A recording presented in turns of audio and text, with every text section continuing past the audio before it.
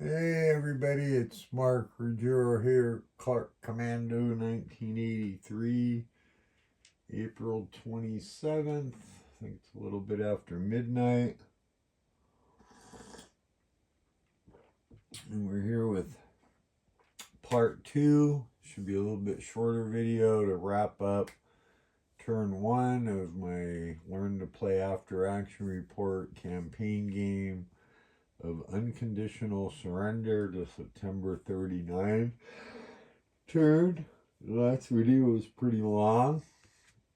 If you managed to sit through that, went over quite a bit of rules, and so what we did was we finished the operations phase, and all we did was transported the BEF out of Southampton here, it looks like, to Calais, adjusted the French defense a little bit.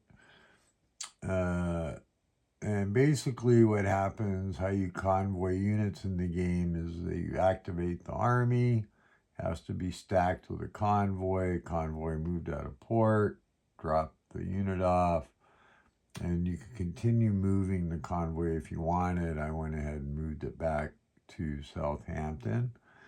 And I didn't escort it, but if you had escorted it, the escort and the convoy have to end in the same hex. And, I could have left the convoy in Calais, which actually, I think I have to do, actually, for supply purposes. I just realized that. So this would actually have 2 sorties on it, because it also has to be used to supply. So, caught that mistake.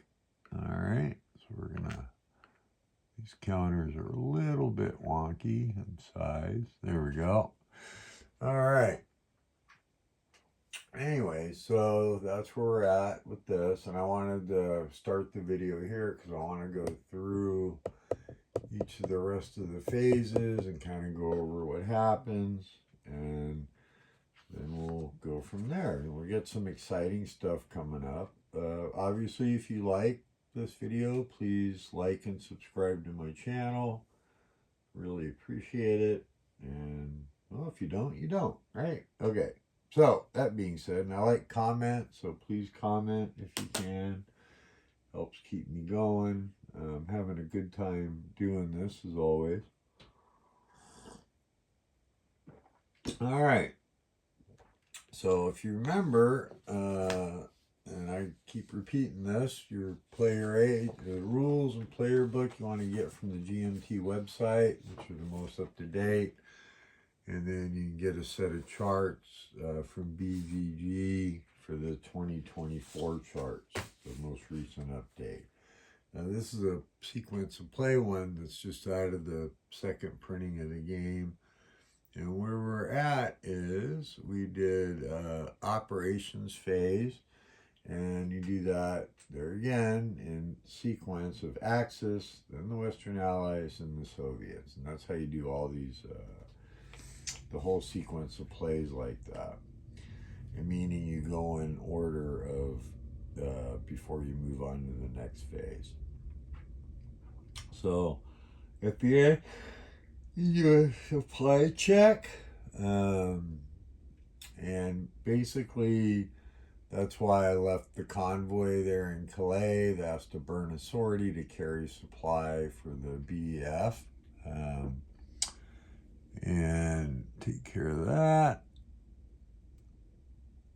And Gibraltar, which you can easily forget, there's a land unit there you need to carry supply for. And that's a good question, actually. I guess I need to look up if Malta is a limited supply source, or Gibraltar for that matter. Let's check the rules. What are my supply sources? Supply. See the things you think of while you're playing, right? Let's see, page 24. Because it's possible that I need to carry supply to Malta, which would be really interesting. Let's see here. supply sources, 2 types. Rule 7.3. Supply up to 2 units. Each of the following is a limited supply source. A friendly overseas area factory, a friendly capital in a conquered country is a limited supply source.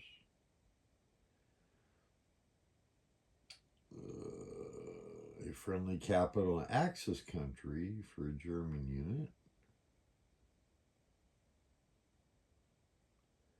Unlimited. The country's mainland area city is a unlimited supply source for that country's units. The Eastern North Africa box, North America supply line. How about a fortress? That doesn't provide any kind of supply, I guess, huh?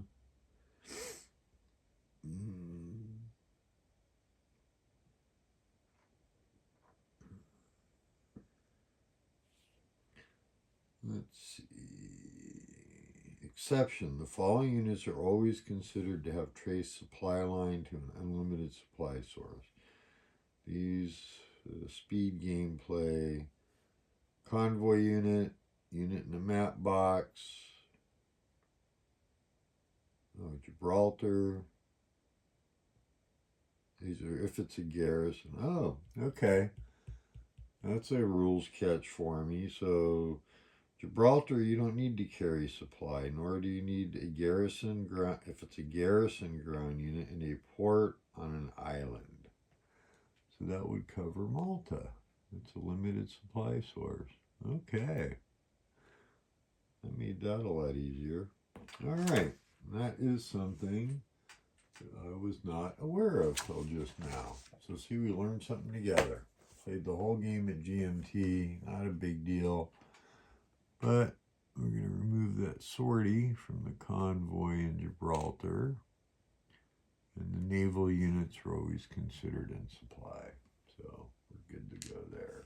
All right. So anyways, you do your operations and you trace supply. If you're not in supply, you mark them low supply. If they're already low supply, you mark them out of supply. And then the next phase is the no supply phase. If a unit's in no supply at that point, it's reduced or eliminated if already reduced. And then a phasing unsupplied ground unit or a phasing supplied or unsupplied air or naval unit may be eliminated. That's voluntary elimination. Then we go to the replacement phase. So the only thing that's going to happen here, so the rules we're going to go over here, is you go to the production chart, and for the 1 unit in Egypt, convoy has to grab supply from the box here. So the convoy gets marked with a sortie to supply the 1 unit. We're going to wait, but you spend production points to take sorties in the replacement phase off of air units. You can flip wounded ground units, and you can remove up to 2 sorties from air units. It costs 3 production points to remove up to 2 sorties from 1 fighter or convoy unit. Bombers or surface units are 4 production points, and from a carrier 5 production points. Let's see here. The turnover reduced leg field ground unit is 1, and a mobile is 2. The only thing we've got for the Germans is we've got 2 air units. And this one has 3 sorties on it. The most you can reduce is by 2. So we're going to reduce that down to 1 sortie. That costs 3 production points. And I'm going over this just for clarity, because honestly they have enough production points where you kind of don't have to do it, but it's good to keep track. And then this other air unit here, same thing, is going to go from 3 sorties down to 1. Because the most you can remove is 2. And those are each cost 3 production points each to do that. So we'll reduce the German production from currently at 18 down to 12. And that's it. Britain's got 1 sortie on this convoy, and I could, you know what? You can't save it, so I'm just going to spend the 3 to get. You can get rid of up to 2 sorties, but even though they just have 1, so we'll go from 16 down to 13. And that's what you do in the replacement phase. And I'll go over that each time in my reports. All right, so then next up is upgrade. So there's no units available to upgrade right now, so we're not going to worry about that. And upgrades are basically what it sounds like. You pay, and you can take the basic unit off the map and replace it with the upgrade. And those come later on in the game, so, you know. But there are rules for that. And then in mobilization, anything in the mobilization box, you could mobilize. Nobody has anything in the mobilization box currently. That's where you can bring in units at half strength. The production cost for that cost 1 to mobilize a full strength, except for shock. Now, this is an exception for the Soviets. They can mobilize at full strength for 1 production point. Everybody else is for leg ground units is 1 for half strength, and that's how you reduce strength, not half strength. And then 2 to mobilize a reduced strength mobile ground unit. If you're mobilizing a new fighter or convoy, it would cost you 3, and they come on with 4 sorties already on. Bombers or surface units are 4 with 4 sorties, and a carrier is 5 with 4 sorties. Cost 20 to bring on a surprise attack marker. So there's nobody to mobilize. So that makes that easy. Now the diplomacy phase. You do this until both appeasement and the Nazi-Soviet pact. So you can spend 5 of your production points, which the Axis go first. So let's see, we're at 12, so we're going to go down to 7. And your choices are, you can always look in the cup to see what's available. And I'm just going to verbally go through it. You know, what's in here right now is you have 2 area seized markers, which are basically for the Soviets. And I'm looking at that, and you have 1, 2, 3, 4, 5, 6 no event markers, which is what you think they were. If you draw that, nothing happens. A political failure, which basically gives the other side a political success, and we'll go over that depending on when I draw it. And 3 political success markers. Plus, I've got a pro-Axis marker, if you remember, from when I conquered Poland. So you spend the 5, and you can do one of 2 things. You can throw in a pro, your side marker. You can draw, which is what I'm going to do. Let's see if we get lucky in that. Mix these up pretty good. Throw it in the cup. And let's see if we can put this in a spot where you can, I'll just draw it. I'll show you. Or you can, in the diplomacy marker holding box, you can put something back in there, but there's nothing there right now because we haven't drawn. So this is kind of fun. So we're going to mix them up here. And we're going to draw something out of the cup. And we get a political success. So this political success marker goes in the holding box on the map. And that's good. And this adds a lot of variability in the game, and I really like it. Nice little simple tool here. So we'll go over the rule for that. And that's on page 30. And let's see what happens with a political success. I pretty much know, but I want to emphasize when you go through these, especially the first time you're playing, you really want to read everything. All right, so political, so nope, I'm not declaring war. Pull marker resolution. Okay, put the pulled marker into the map's marker holding box. We did that. And we did a political success. The phasing faction applies the political success event, rule 14.12. And then, each marker it gives. So we're going to go to 14.12. So let's go there and see what happens. 14.12. Where is it? Is it 1412? Shit. That's what I get for not paying attention. There we go, yeah. Political 14.12. That was the cancer saying 1, 2.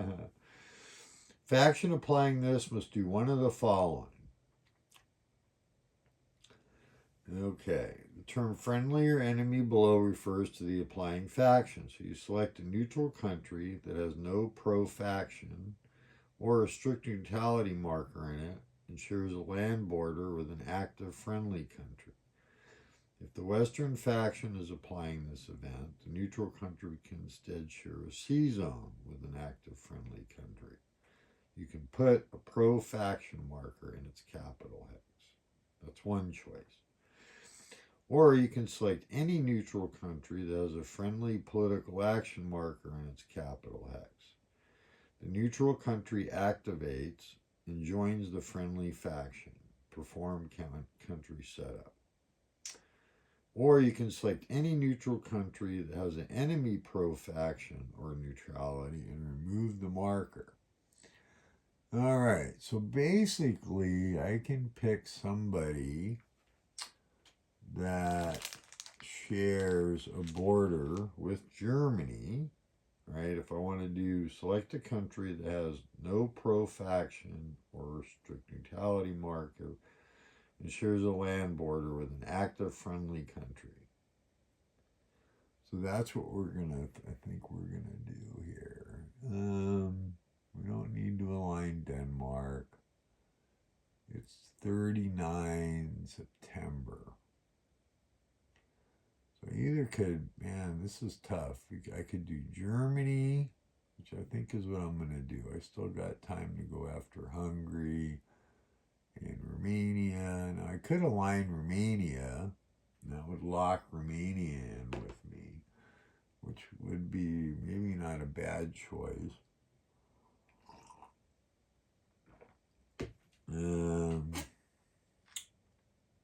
I think what I'm going to do is I'm going to place a pro-faction marker in Rome. Because we do want to try to get Italy on our side. So that's our choice. Now the Western Allies get to go. Now they've got decision to make. They're going to spend their 5, and when they spend their 5, it either has to come from Britain or the U.S., and the U.S. not in the war yet. So Britain has to spend their 5, and they're going to go from 13 down to 8. And let's see if they just want to draw. This is always a tough choice. I don't know what the best choice is. You could throw in pro-Western. I could throw the political success marker back in there, but I don't know if I want to do that. I think what we're going to do is we're going to draw.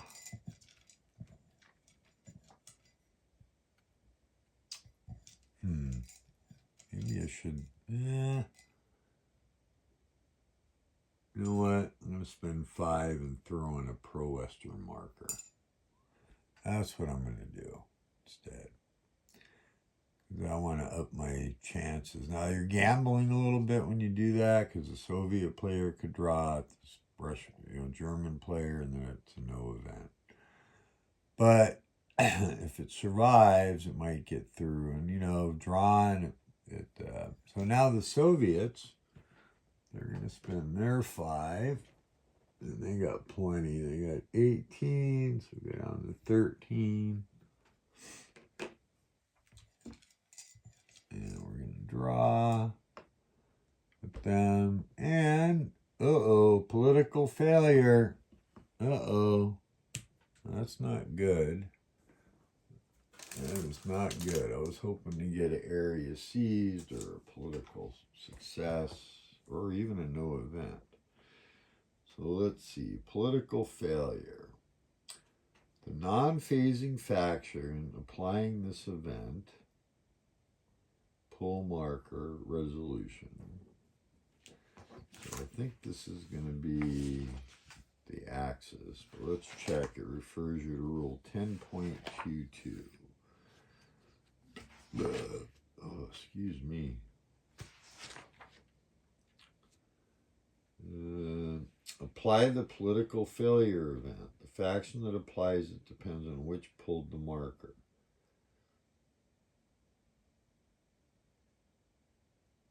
If the axis, no, if an allied faction pulled it, the action applies the event. 4.11.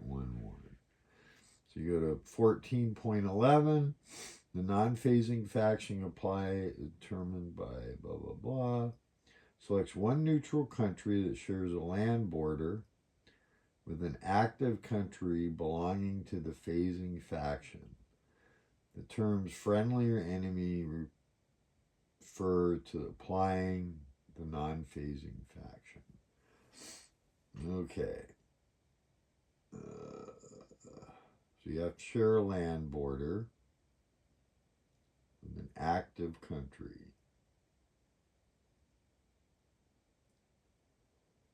There's a friendly pro-faction marker in it. Activates.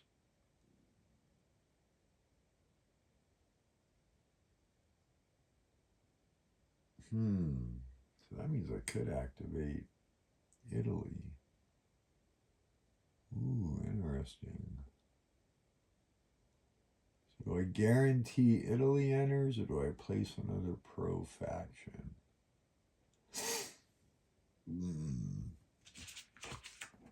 Let me see. What I want to check is to make sure what I don't want to have happen is I don't want to implement the West attacks or a Mediterranean crisis, which is an event.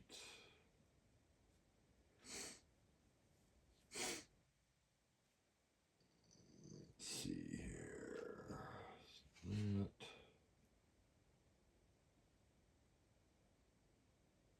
Conditional event.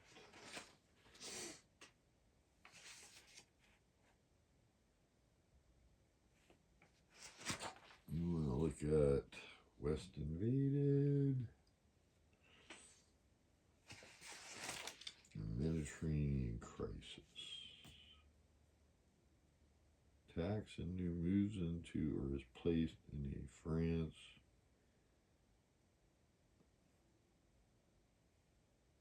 Any country.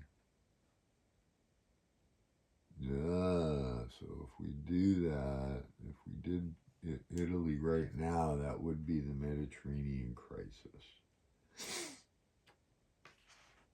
Belgium, Netherlands, Ireland. don't want to do that yet, but it does give you the option when you're setting up and activating the country.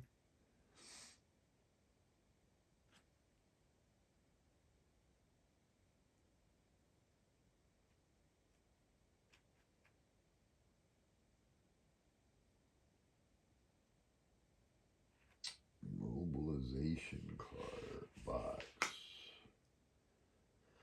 When you activate a country, you can put things in the off map mobilization box or do their setup.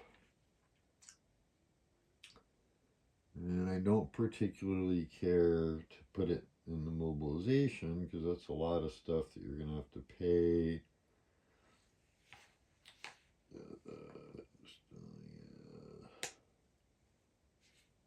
So you know what we're going to do with that political failure?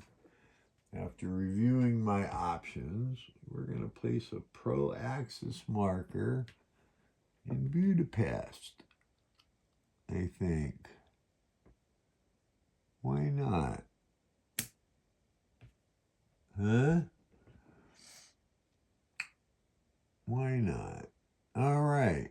Yeah, because see, if I activated Italy, I'd have to, that would mean the Mediterranean crisis would be in effect, and it makes things get kind of ugly. I don't want to give that up yet.